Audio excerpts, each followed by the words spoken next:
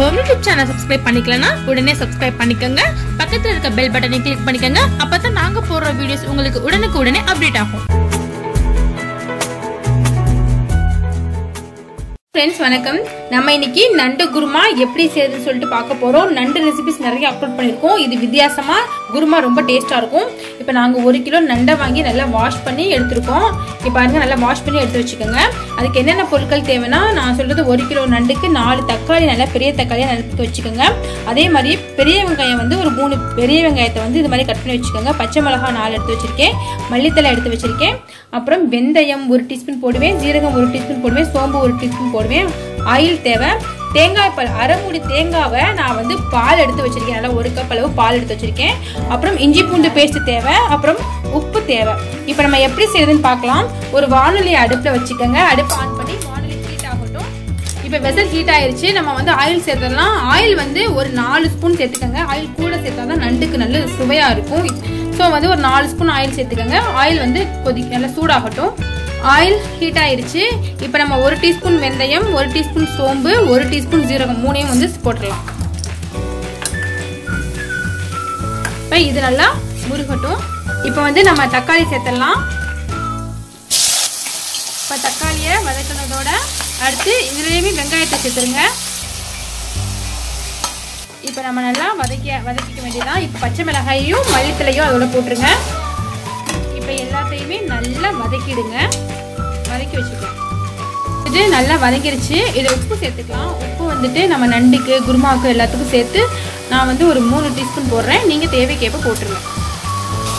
இதையும் இப்போ நல்லா வந்து வதக்கிடுங்க.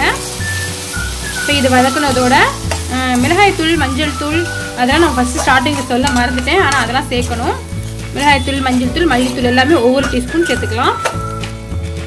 மிளகாய் தூள் வந்து ஒரு 2 டீஸ்பூன் போடுங்க. மஞ்சள் தூள் வந்து 1 டீஸ்பூன் போடுங்க. மல்லித்தூள் வந்து நம்ம வந்து தேங்காய் பால் ஊற்றுறதுக்கு முன்னாடி போட்டுக்கலாம். அதாவது மசாலாஸ் எல்லாம் வெந்ததுக்கு அப்புறம் நண்டெல்லாம் போட்டதுக்கு அப்புறம் நம்ம வந்து போட்டுக்கலாம். இப்போ இதையுமே நல்லா வதக்கிடலாம். இப்போ இஞ்சி பூண்டு பேஸ்ட்டே நம்ம சேர்த்துடலாம். இஞ்சி பூண்டு பேஸ்ட் 3 டீஸ்பூன் போடுங்க. இப்போ இஞ்சி பூண்டு பேஸ்ட் 3 டீஸ்பூன் போட்டுக்கோங்க. இதையும் வந்து எல்லாத்தையும் ஒன்றா நல்லா மிங்கிள் பண்ணிடுங்க. அதாவது மசாலாஸ் எல்லாம் நல்லா எண்ணெயில் வந்து வதங்கணும். அப்போ தான் டேஸ்ட் கொடுக்கும். இப்போ வதங்கிடுச்சு. ஏதாவது இந்த தூள் ஐட்டம்லாம் போட்டு ஒரு 5 நிமிஷம் கழிச்சு நம்ம நண்டை சேர்த்துடலாம். வாஷ் பண்ணி வச்சிருக்க நண்டை அதோட சேர்த்து அதையும் நல்லா அதோட பிரட்டிடுங்க. போட்டுட்டேன். இப்போ நண்டை வந்துட்டு அந்த மசாலாஸோட நல்லா பரவி விட்டுருங்க. நல்லா ஸ்ப்ரெட் பண்ணி விடுங்க. நல்லா இது பண்ணிடுங்க. நண்டு உடையாமல் அதே சமயம் இந்த மசாலாஸ்லேயும் படுற மாதிரி நல்லா வதக்கிடுங்க. இப்போ வதக்குனதோட ஒரு 5 நிமிஷம் நம்ம மூடி வச்சுருவோம். அதுக்கப்புறமா நம்ம மற்றதை பார்க்கலாம். ஒரு 5 மினிட்ஸ் கழிச்சு பார்க்கலாம். 5 நிமிஷம் ஆயிடுச்சு. கரெக்டாக 5 நிமிஷம் போதும். இப்போ என்ன பண்ணலாம் அப்படின்னா எலுமிச்சம்பழத்தை அதோட பிரிஞ்சு விட்டுருங்க. நான் அரை மூடி எலுமிச்சம்பழத்தையுமே நான் ஸ்டார்டிங்கில் சொல்ல மாட்டிட்டேன். சீடை வந்து ரிமூவ் பண்ணிவிட்டு அரை மூடி எலுமிச்சம்பழத்தை வந்து நல்லா ஃபுல்லாக பிரிஞ்சு விட்டுருங்க. பிரிஞ்சு விட்டு அதையுமே வந்து கிண்டி விட்டுருங்க. இப்போ எலுமிச்சம்பழமும் எல்லா இதுலேயும் படுற மாதிரி இது பண்ணி விட்டுருங்க. இப்போ நம்ம தேங்காய் பால் வச்சுருக்கோம் பார்த்தீங்களா. நான் வந்து நல்லா 1 கப் அளவு எவ்வளோக்கு நமக்கு குருமா தேவையோ அவ்வளோக்கு நான் தேங்காய் பால் எடுத்து வச்சுருக்கேன். இப்போ அந்த தேங்காய் பாலை ஃபுல்லாக அதில் ஊற்றிடலாம். அதாவது குருமா அளவை பொறுத்து தேங்காய் பால் எடுத்துக்கோங்க. நண்டு குருமா ரொம்ப டேஸ்ட்டாக இருக்கும். சப்பாத்திக்கு, பரோட்டாக்கு, நல்லா இடியாப்பத்துக்குலாம் நல்லாயிருக்கும். சாதத்துக்குமே தொட்டு சாப்பிட்லாம். இப்போ நம்ம எல்லாத்தையும் ஒன்றா மிக்ஸ் பண்ணிடலாம்.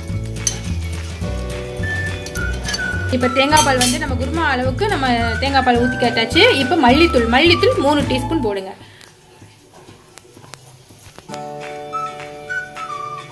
அவ்வளோதான். இப்போ வந்து கொதிச்சிச்சுன்னா நமக்கு வந்து நண்டு குருமா ரெடி ஆயிரும். இப்போ நம்ம எல்லாம் சேர்த்தாச்சு. போட வேண்டியதெல்லாம் போட்டாச்சு. இப்போ இது நல்லா நண்டு வேகணும், கொதிக்கணும். இப்போ வந்து ஒரு 10 to 15 நிமிஷம் வச்சுருந்தா போதும். நமக்கு நண்டு குருமா ரெடி ஆயிரும். மூடி வச்சுருங்க. பார்ப்போம். இப்போ நமக்கு வந்து 15 நிமிஷம் ஆயிடுச்சு. பார்ப்போம். குழம்பு கொதிச்சிருச்சு. அவ்வளோதான். நமக்கு வந்துட்டு நண்டு குருமா நமக்கு ரெடி ஆயிடுச்சு. இங்கே பாருங்கள் நல்லா ஸ்மெல் வந்துட்டு ரொம்ப வாசல் ரொம்ப சூப்பராக இருக்குது. இப்போ அடுப்பை வந்து நாங்கள் ஆஃப் பண்ணிடுறோம். இப்போ சுவையான சூப்பரான நமக்கு நண்டு குருமா ரெடி ஆயிடுச்சு. நீங்களும் செஞ்சு பாருங்கள். இது நான் சொன்ன மாதிரி சப்பாத்திக்கு, பரோட்டாக்கு, இடியாப்பத்துக்கு, சாதத்துக்குமே ரொம்ப சூப்பராக இருக்கும். ட்ரை பண்ணி பாருங்கள். இந்த வீடியோ பிடிச்சிருச்சுன்னா எங்கள் ஹோம் யூடியூப் சேனலுக்கு சப்ஸ்கிரைப் பண்ணுங்கள். தேங்க்யூ.